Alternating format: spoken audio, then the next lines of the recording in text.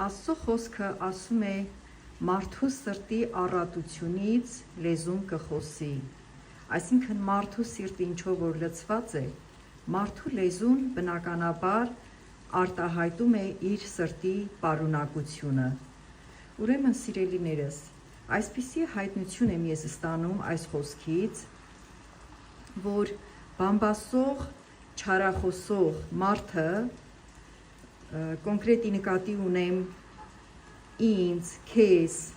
հավատացյալ աստվածապաշտ մարդուն, բամբասող, չարախոսող մարդը, այդ մարդու մեջ ուրեմն լիքն է այդ խոսքերը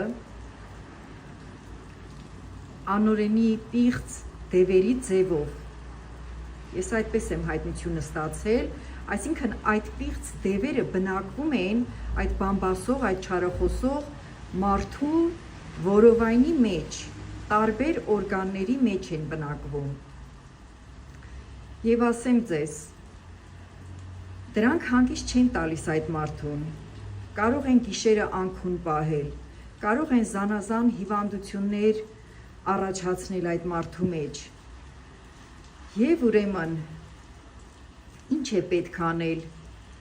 հավատացյալ աստվածապաշտ մարդու պարտականությունը ինչ է այս աշխարհի վրա, այս մեղքով լցված աշխարհի վրա։ Մենք պետք է այդպիսի մարդկանց հետ համբերատար լինենք, իհարկե համաձայնություն, հավանություն չտանք իրենց այդ կարգավիճակին, այդ մեղքերին, քանի որ Աստված սիրում է մեղավորին, բայց ոչ մեղքը։